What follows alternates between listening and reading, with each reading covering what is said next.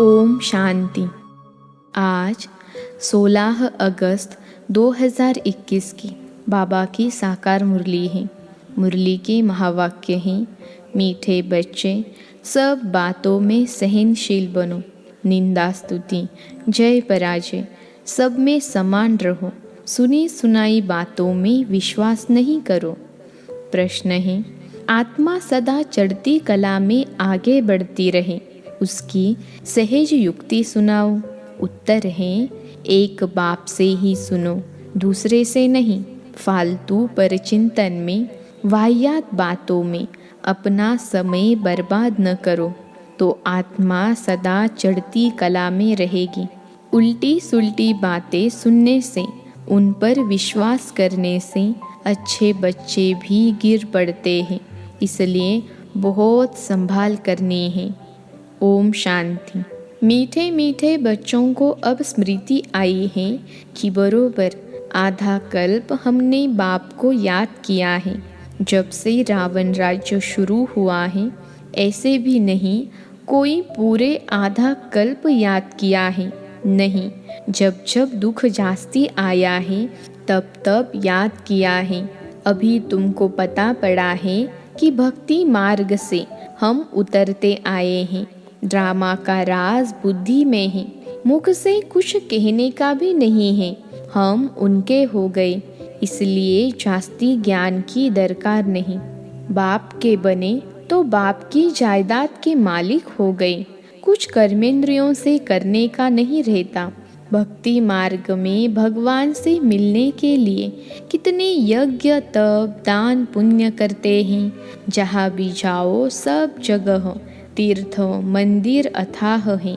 ऐसा कोई मनुष्य नहीं जो सारे भारत के तीर्थ और अथाह मंदिर आदि घूम सके। अगर घूमे भी तो कुछ मिलता नहीं। वहाँ घंटा घड़ियाल आदि कितना घमसान है। यहाँ तो घमसान की बात नहीं, न गीत गाने न तालियां बजाने की बात है।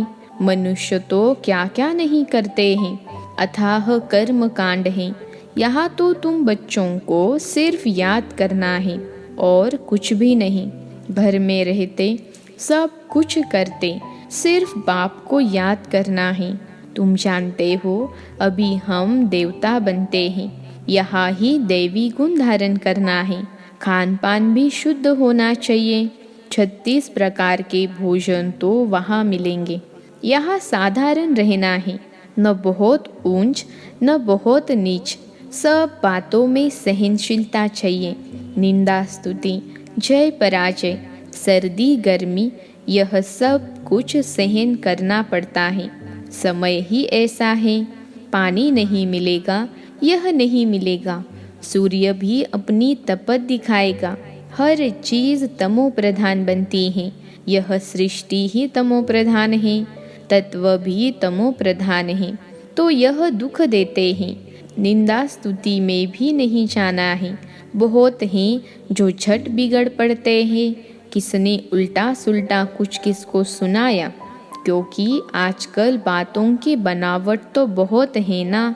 कोई ने कुछ कहा, तुम्हारे लिए बाबा यह कहते हैं कि इनको देह अभिमान है, बाहर का शो बहुत है। यह किसी ने सुनाया, बस बुखार चढ़ जाएगा, नींद भी फिर जाएगी। आधा कल्प के मनुष्य ऐसे हैं, कोई को भी झट बुखार चढ़ा दे, झट पीले हो जाएंगे। तो बाप कहते हैं, कोई भी ऐसी वाहियात बातें नहीं सुनो। बाप कभी भी किसकी निंदा नहीं करते हैं। बाप तो समझाने लिए ही कहते हैं। उल्टी सुल्टी बातें एक दो को सुनाने से अच्छे अच्छे बच्चे भी बिगड़ पड़ते हैं। तो ट्रेटर बन वाहियात बातें चाहकर एक दो को सुनाएंगे। भक्ति मार्ग में भी कैसी कैसी कहानियाँ बनाई हैं। अभी तुमको ज्ञान मिला है तो तुम कभी भी हे राम व हाय भगवान भी नहीं कह सकते। यह अक्षर भी भक्ति मार्ग के हैं। तुम्हारे मुख से ऐसे अक्षर नहीं निकलने चाहिए। बाप सिर्फ कहते हैं, मीठे लाडले बच्चों आत्म अभिमानी बनो। कितना प्यार से समझाते हैं, किसकी भी बात नहीं सुनो, फालतू परिचिंतन नहीं करो। एक बात पक्की कर लो, हम आत्मा हैं। आत्मा अविनाशी है, शरीर विनाशी है। आत्मा ही संस्कार धारण करती है। अब तुम बच्चों को आत्म अभिमानी बनना है। द्वापर से तुम रावण राज्य में देह अभिमानी बनते हो, इसलिए अब देही अभिमानी बनने में मेहनत लगती है। घड़ी घड़ी बुद्धि में यह आना चाहिए कि हमको बेहद का बाप मिला है। कल्प कल्प बाप वर्षा देते हैं, अब उनकी मत पर चलना है। उनके लिए ही गायन है। तुम मात पिता वह सब संबंधों का सुख देने वाला है, उनमें सब मिठास है। बाकी और मित्र संबंधी आदि दुख देने वाले ही हैं। एक ही बाप है जो सबको सुख देने वाला है। रास्ता भी बिल्कुल सहज बताते हैं कि अपने को आत्मा समझ मुझ बाप को याद करो। बाप समझाते हैं, यह कोई नई बात नहीं है।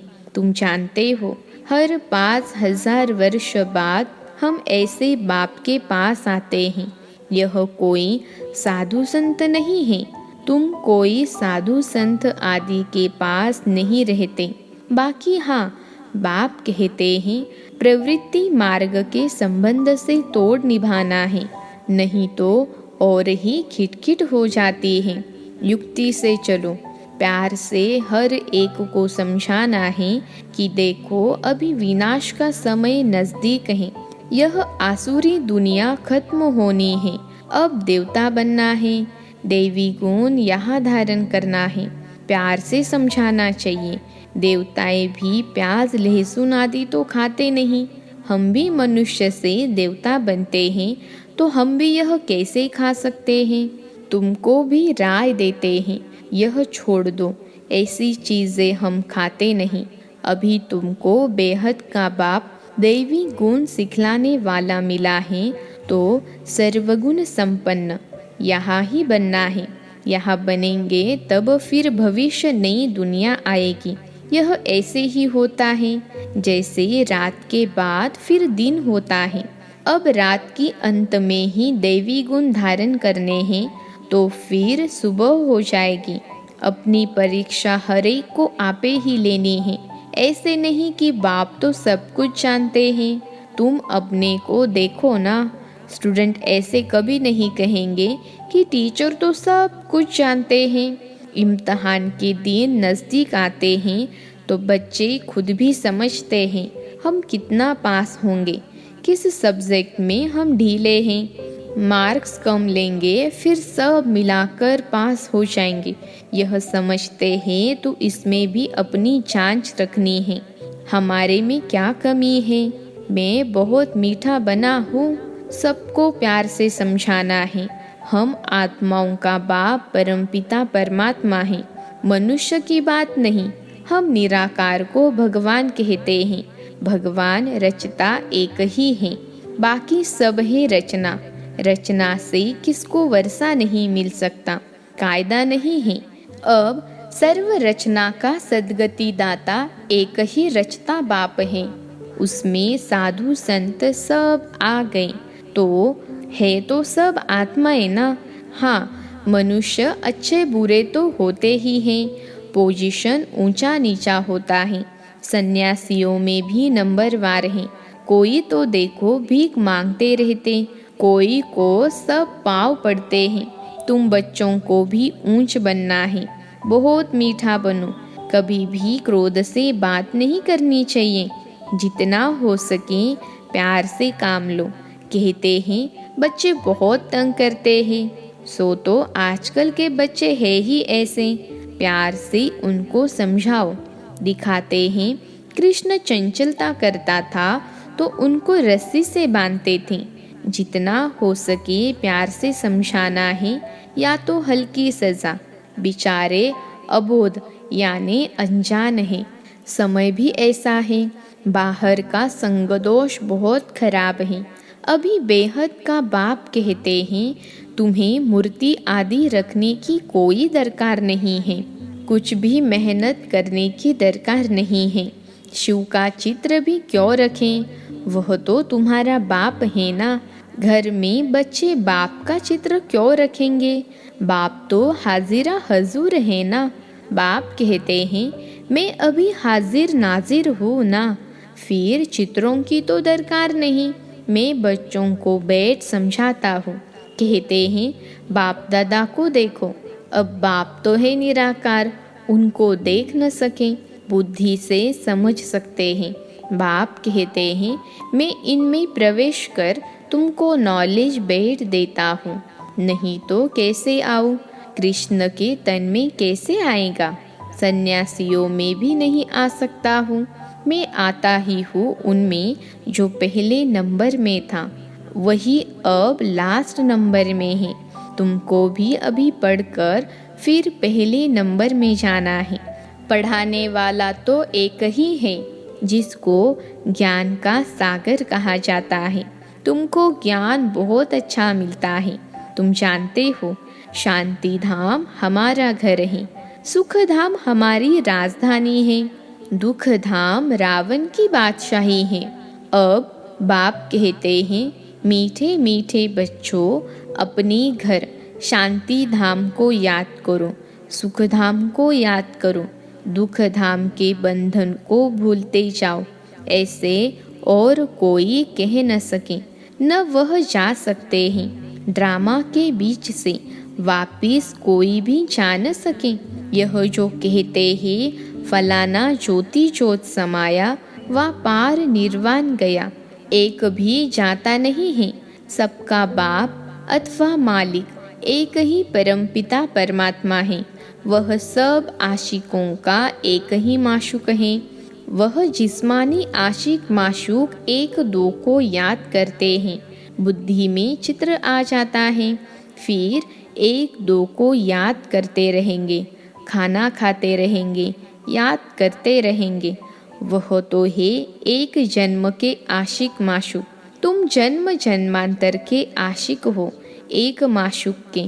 तुमको और कुछ भी नहीं करना है, सिर्फ एक बाप को याद करना है। उन आशिक माशूक के सामने चित्र आ जाता है, बस उनको देखते देखते काम भी ठहर जाता, फिर उनका चेहरा गुम हो जाता है और काम करने लग पड़ते हैं। इसमें तो ऐसे नहीं है, आत्मा भी बिंदी परमात्मा भी बिंदी है। अपने को आत्मा समझ बाप को याद करना है, इसमें ही मेहनत है। कोई भी ऐसी प्रैक्टिस करते नहीं है।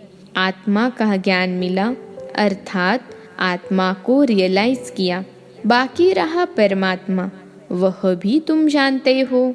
बाबा आकर यहाँ यानी भ्रकुटी में बैठते हैं, इनकी जगह भी यहाँ है।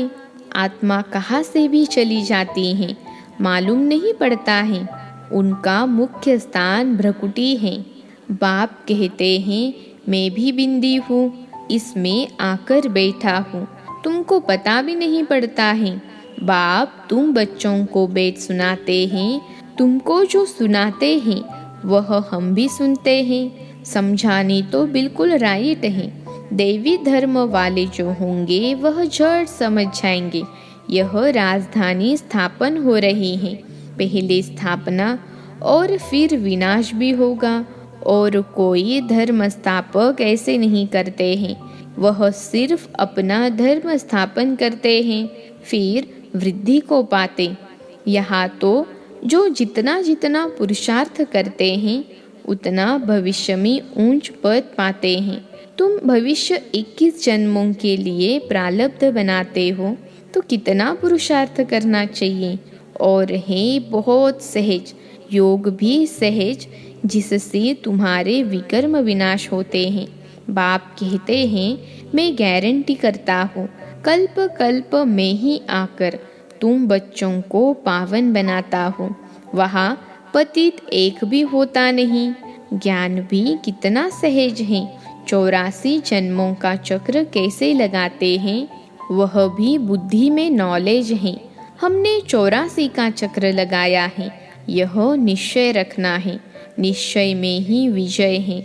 ऐसे नहीं कि पता नहीं हम 84 जन्म लेते हैं व कुछ कम, जबकि तुम ब्राह्मण हो तो तुमको निश्चय होना चाहिए बरोबर हमने 84 का चक्र पूरा भोगा है। यह तो बहुत सहज समझानी है। बच्चों को समझाया है। यह चित्र सब दिव्य दृष्टि से बाप ने बनवाए हैं, करेक्ट भी कराए हैं। शुरू में जब बनारस में बाबा एकांत में रहते थे तो ऐसे चक्र दीवारों पर बैठ निकालते थे। समझते कुछ भी नहीं थे कि यह क्या है। खुशी होती थी, साक्षात्कार होने से जैसे उड़ जाते थे।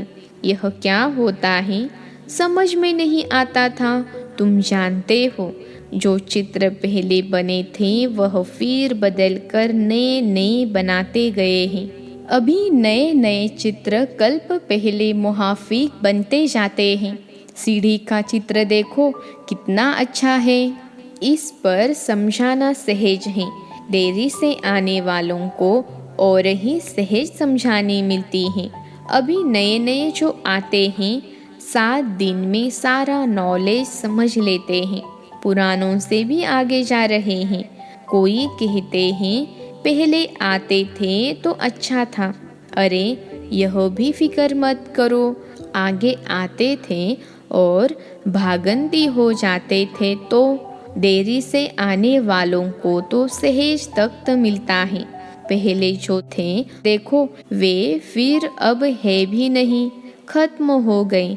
पिछाड़ी में रिजल्ट का मालूम पड़ता है, कौन पास हुआ। नए नए निकलते हैं और झट सर्विस पर लग पड़ते हैं। पुराने इतना नहीं लगते। नई नई बच्चियां सर्विस से दिल पर चढ़ी रहती हैं। पुराने कितने तो खत्म हो गए। इसलिए बाबा कहते हैं जिनको सर्वोत्तम ब्राह्मण कुलभूषण कहा जाता है उनमें भी कोई आश्चर्यवंत सुनंती भागंती हो जाते हैं। जो गाया हुआ है वह अप्रैक्टिकल हो रहा है। अच्छा, मीठे मीठे सिखिलते बच्चों प्रति माता पिता बाप दादा का याद प्यार और गुड मॉर्निंग। रूहानी बाप की रूहानी बच्चों को नमस्ते। हम रूहानी बच्चों की रूहानी माता पिता बाप दादा को याद प्यार गुड मॉर्निंग और नमस्ते बाबा नमस्ते। धारणा के लिए मुख्य सार पहली पॉइंट है अपनी जांच आपे ही करनी है। देखना है मैं बहुत बहुत मीठा बना हूँ, हमारे में क्या क्या कमी है। सब दैवी गुण धारण हुए हैं। अपनी चलन देवताओं जैसी बनानी है। आसुरी खान पान त्याग देना है। दूसरी पॉइंट है कोई भी वाहियात बातें न सुननी है और न बोलनी है। सहनशील बनना है। आज का वरदान है कर्मातीत स्टेज पर स्थित हो, चारों ओर की सेवाओं को हैंडल करने वाले सिद्धि स्वरूप भव। कर्मातीत स्टेज पर स्थित हो, चारों ओर की सेवाओं को हैंडल करने वाले सिद्धि स्वरूप भव। विश्लेषण है आगे चलकर चारों ओर की सेवाओं के विस्तार को हैंडल करने के लिए भिन्न भिन्न साधन अपनाने पड़ेंगे, क्योंकि उस समय पत्र व्यवहार या टेलीग्राम टेलीफोन आदि काम नहीं करेंगे। ऐसे समय पर वायरलेस सेट चाहिए। इसके लिए अभी अभी कर्मयोगी अभी अभी कर्मातीत स्टेज में स्थित रहने का अभ्यास करो, तब चारों ओर संकल्प की सिद्धि द्वारा सेवा में सहयोगी बन सकेंगे। आज का स्लोगन है परमात्मा प्यार की पालना का स्वरूप आपकी सहज योगी जीवन है। परमात्मा प्यार की पालना का स्वरूप आपकी सहज योगी जीवन है। अच्छा, ओम शांति।